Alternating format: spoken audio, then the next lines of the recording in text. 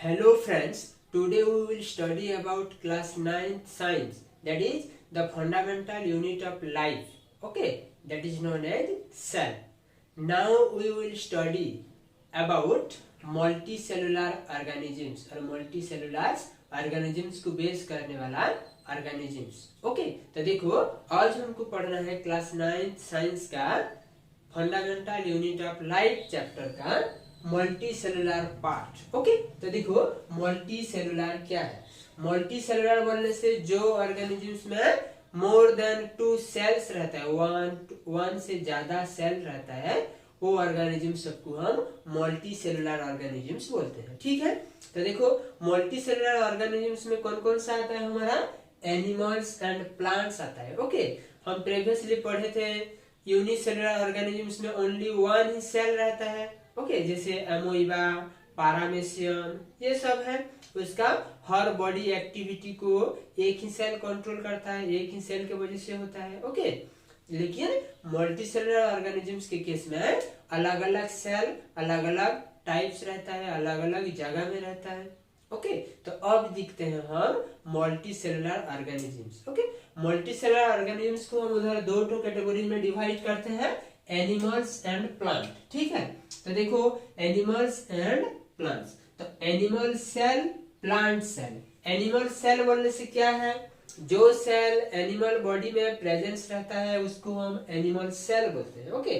The cell which are presence in animals are known as animal cells, ठीक है। ये हिसाब से प्लांट सेल क्या होगा, जो सेल प्लांट्स बॉडी में रहता है, ओके, जो सेल प्लांट बॉडी में रहता है उसको हम प्लांट सेल बोलते हैं, हो गया।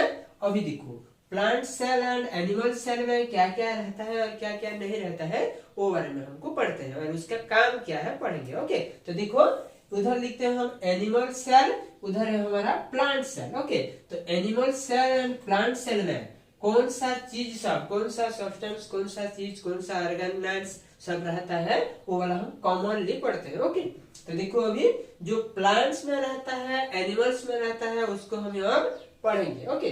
तो प्लांट्स में और एनिमल में क्या रहता है, देखो cell membrane, that is known as plasma membrane, okay.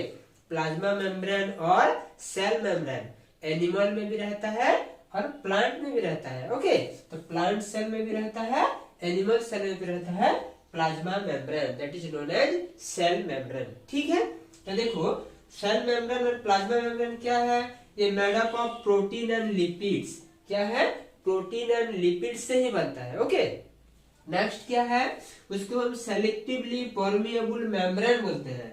Cell membrane को और प्लाज्मा मेम्ब्रेन को हम सिलेक्टिवली परमिएबल मेम्ब्रेन बोलते हैं। क्यों ये वाला सिलेक्टिवली परमिएबल मेम्ब्रेन बोलते हैं, देखो क्योंकि ये हर चीज को उधर जो एक्सचेंज होता है, ओके, गैसेस एक्सचेंज हो सकता है, वाटर मॉलिक्यूल्स, वाटर सॉल्वेंट के बारे में हो सकता है, सब एक्सचेंज करता है एक मीडियम से अलग मीडियम को सिलेक्टिव करके, ओके, सिलेक्टिवली करते हैं, इसलिए उसको हम सिलेक्टिवली परमिएबल मेम्ब्रेन बोलते हैं, ठीक है। तो देखो कैसे करके ये एक्सचेंज करता है, फर्स्ट डिफ्यूजन प्रोसेस में, ओके, डिफ्यूजन प्रोसेस में, और अलग वाला ओस्मोसिस प्रोसेस में। डिफ्यूजन प्रोसेस बोलने से क्या है, देखो उधर जो हमारा गैसियस एक्सचेंज होता है सेल के बॉडी से, बॉडी और inside and outside, okay. Outside medium से सेल को अंदर जाता है और अंदर से सेल से बाहर आता है, वो वाला डिफ्यूजन प्रोसेस में होता है, ओके। कार्बन डाइऑक्साइड और ऑक्सीजन का एक्सचेंज होता है, वो वाला को हम डिफ्यूजन बोलते हैं। तो क्या है डिफ्यूजन, देखो gaseous exchange inside and outside in the cell, कौन कौन सा gas, carbon dioxide and oxygen, ठीक है। तो डिफ्यूजन बोलने से क्या है, डिफ्यूजन बोलने से ये एक्सचेंज और passes of substance, gaseous substance through a region of higher concentration to a region of lower concentration. Higher concentration से lower concentration को जो passes होता है, ओके, जो movement होता है, जो exchange होता है, वो वाला को हम diffusion बोलते हैं, ठीक है।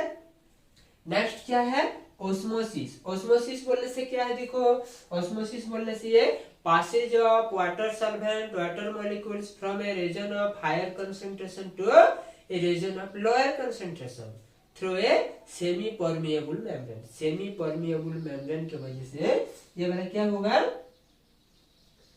वाटर मूवमेंट सब पासेज करता है, ओके, एक्सचेंज होता है, मूवमेंट होता है, सिलेक्टिवली होता है, ओके, सिलेक्टिव करके पास होता है। तो देखो हम कंसंट्रेशन के बारे में देखते हैं, तो वाटर एक्सचेंज जो होता है ऑस्मोसिस प्रोसेस में कंसंट्रेशन को देखकर हम 3 टाइप्स में सॉल्यूशन को डिवाइड करते हैं, ओके, 3 कैटेगरी और 3 टाइप्स में कंसंट्रेशन ऑफ सॉल्यूशन को डिवाइड करते हैं। तो फर्स्ट क्या है हमारा हाइपोटोनिक सॉल्यूशन, सेकंड क्या है आइसोटोनिक सॉल्यूशन एंड थर्ड है हमारा हाइपरटोनिक सॉल्यूशन।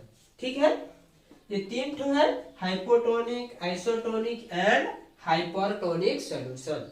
ठीक है, तो हाइपोटोनिक बोलने से क्या है, देखो हाइपोटोनिक बोलने से उसका एक सेल होगा और सेल का आउटसाइड उसका मीडियम होगा। ठीक है, तो जब सेल में हमारा कंसंट्रेशन लेवल बहुत कम होगा, लो होगा, एंड सेल का आउटसाइड मीडियम में कंसंट्रेशन लेवल ज्यादा होगा, वो टाइम में वाटर पासेज होगा, मूवमेंट होगा, कहां से, मीडियम से सेल के अंदर, ओके, इनसाइड द सेल जाएगा, आउटसाइड से, वो वाले को हम हाइपोटोनिक सॉल्यूशन बोलते हैं।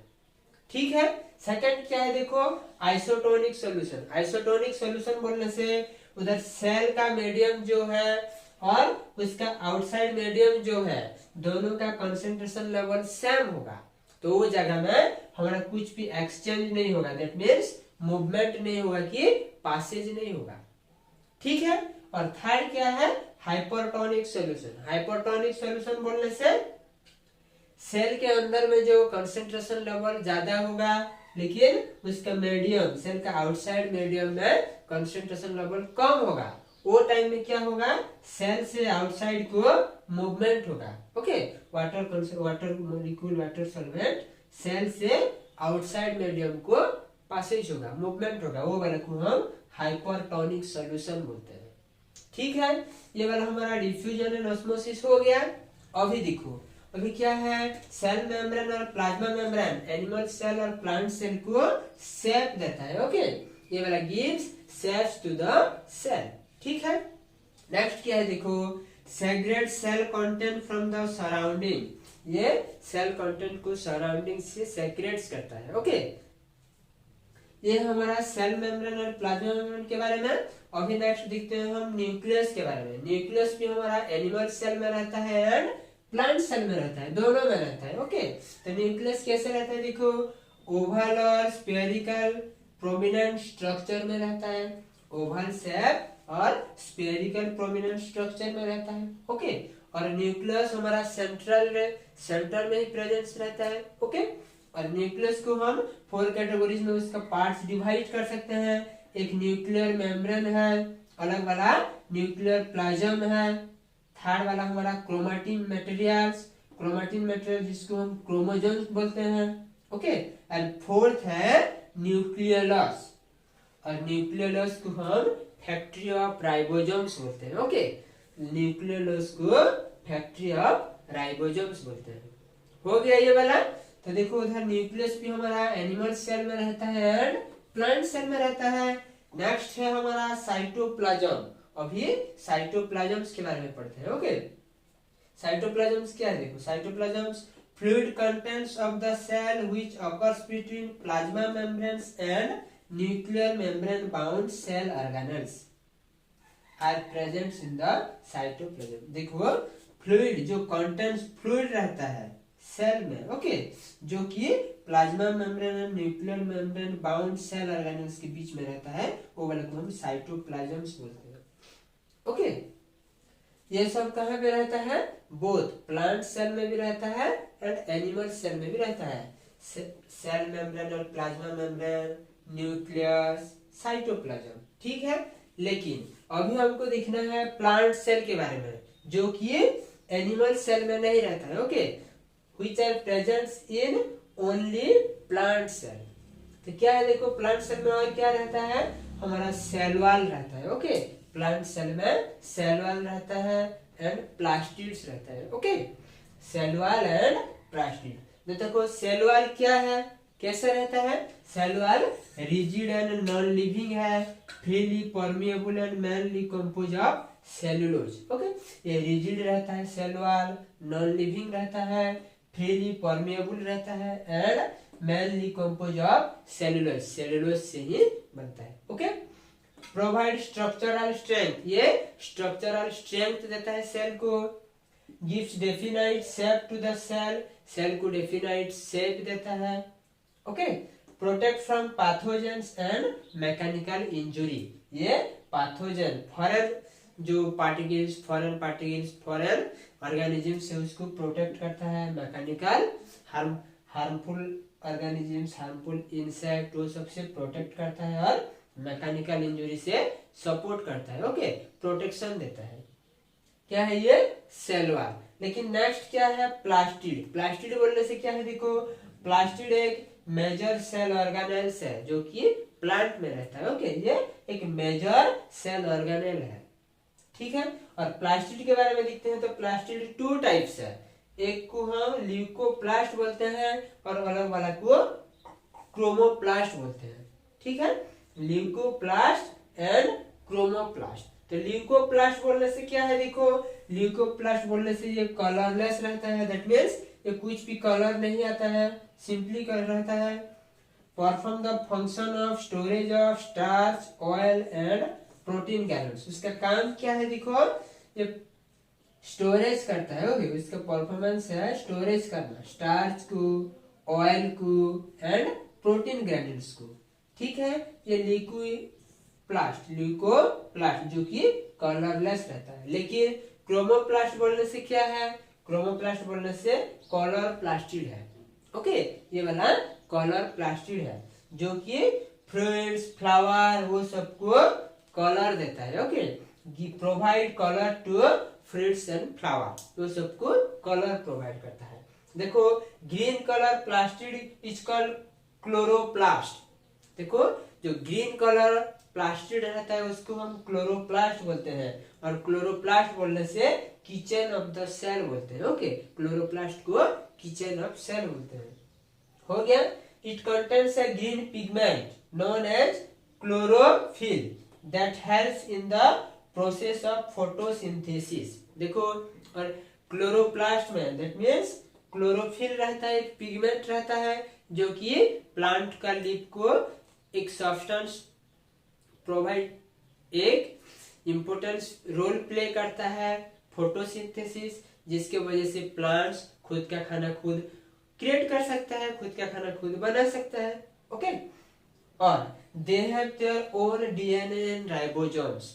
और देखो, उधर हमारा क्रोमोप्लास्ट का, ओके, जो कि फोटोसिंथेसिस प्रोसेस में क्लोरोफिल को यूज करके खाना बनाता है, वो वाला। और डिफरेंट फ्रूट्स, फ्लावर, वो सबको क्या करता है? डिफरेंट कलर देता है और वो वाला का खुद का डीएनए रहता है और खुद का राइबोसोम्स रहता है, ठीक है। तो देखो, अभी उधर हम पढ़े multi cellular organisms, animals, plant है। जो सेल एनिमल में रहता है उसको एनिमल सेल बोलते हैं, जो सेल प्लांट में रहता है उसको प्लांट सेल बोलते हैं।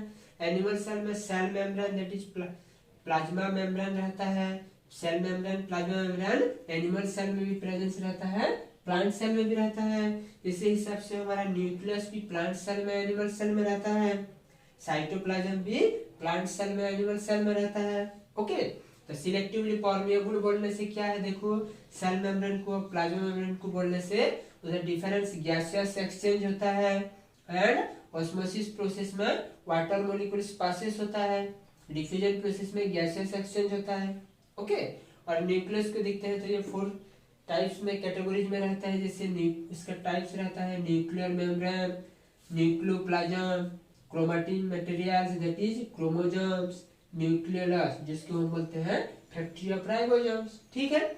उसके बाद देखते हैं हम प्लांट सेल में अलग वाला एक रहता है जिसको हम सेल वॉल बोलते हैं, जो कि एनिमल सेल में नहीं रहता है, सेल वॉल रहता है। और प्लास्टिड रहता है। प्लास्टिड हम 2 टाइप से मिलकर पढ़े, ल्यूकोप्लास्ट एंड क्रोमोप्लास्ट। ल्यूकोप्लास्ट बोलने से इसका कलर नहीं है, लेकिन क्रोमोप्लास्ट बोलने से कलर प्लास्टिड है, कलर देता है फ्रूट्स को, फ्लावर को।